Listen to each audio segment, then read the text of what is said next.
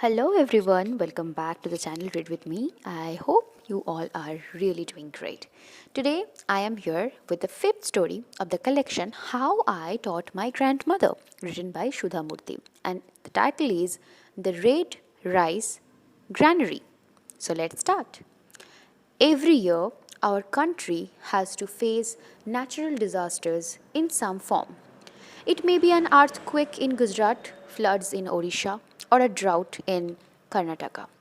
In a poor country, these calamities create havoc. In the course of my work, I have found that after such calamities, many people like to donate money or materials to relief funds. We assume that most donations come from rich people, but that is not true. On the contrary, people from the middle class and lower middle class help more. Rarely do rich people participate wholeheartedly. A few years back, I was invited to a reputed company in Bangalore to deliver a lecture on corporate social responsibility. Giving a speech is easy, but I was not sure how many people in the audience would really understand this speech and change themselves. After my talk was over, I met many young girls and boys. It was an affluent company, and the employees were well off and well dressed.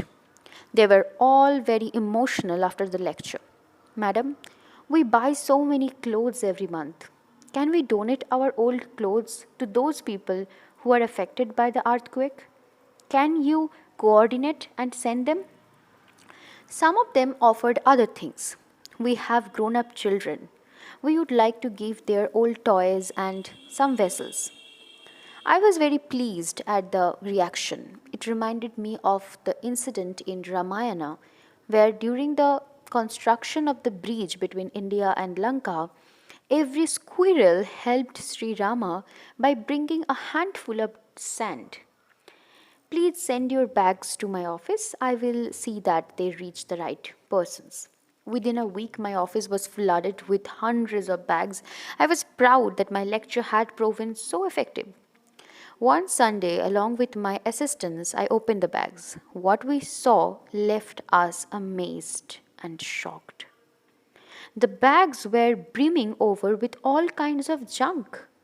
Piles of high heeled slippers, some of them without the pair, torn undergarments, unwashed shirts, transparent cheap saris, toys which had neither shape nor color, unusable bed sheets, aluminium vessels, broken castles were soon piled in front of us like a mountain.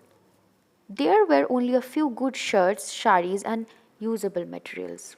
It was apparent that instead of sending the material to garbage or the kabariwala, these people had transferred them to my office in the name of donation. The men and women I had met that day were bright, well traveled, well off people. If educated people like them behaved like this, what would uneducated people do? But then I was reminded of an incident from my childhood. I was born and brought up in a village in Karnataka's Haveri district called Shigaon. My grandfather was a retired school teacher, and my grandmother, Tristaka, never went to school. Both of them hardly traveled and had never stepped out of Karnataka. Yet they were hardworking people who did their work wholeheartedly without expecting anything from anybody in their life. Their photographs never appeared in any paper, nor did they go up on a stage to receive a prize for the work they did. They lived like flowers with fragrance in the forest, enhancing and enchanting everyone around them, but hardly noticed by the outside world. In the village, we had paddy fields and we used to store the paddy in granaries. There were two granaries. One was in front and the other at the back of our house. The better quality rice, which was white, was always stored in the front granary, and the inferior quality, which was a little thick and red, was stored in the granary at the back. In those days, there was no communal divide in the village. People from different communities lived together in peace. Many would come to our house to ask for alms. There were Muslim fakirs, Hindu the Shayas who roamed the countryside singing devotional songs, Yalamma Jogathis who appeared holding the images of goddess Yalamma over their heads, poor students and invalid people. We never had too much cash in the house, and the only help my grandfather could give these people was in the form of rice. People who receive help do not talk too much. They would receive the rice, smile, and raise their right hand to bless us. Irrespective of their religion, the blessing was always, "May God bless you." My grandfather always looked happy after giving them alms.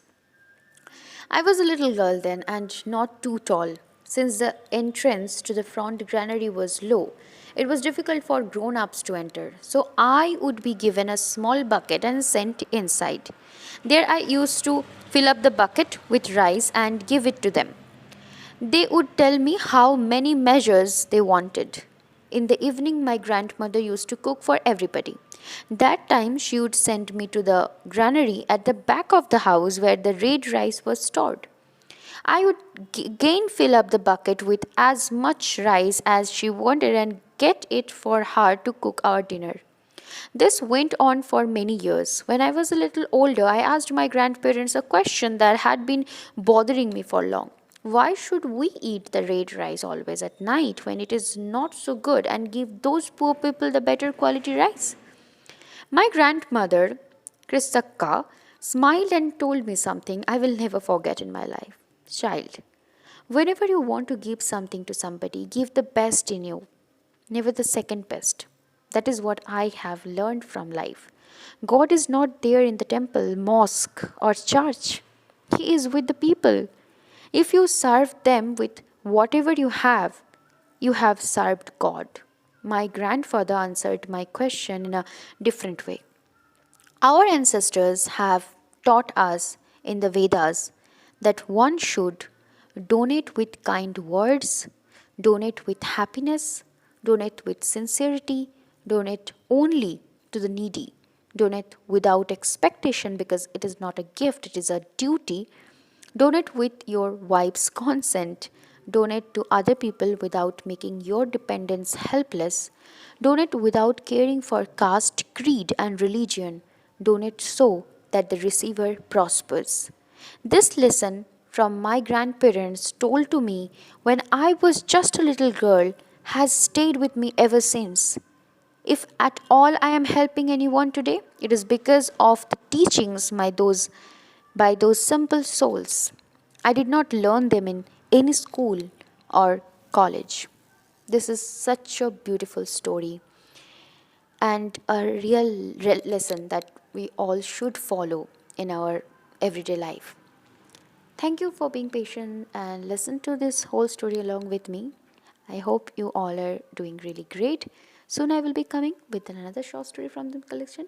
Till then, stay happy and stay blessed and stay tuned. Let me know in the comment section anything that you would like to tell me. Thank you. Enjoy this December, enjoy this winter, and enjoy your life. Thank you so much.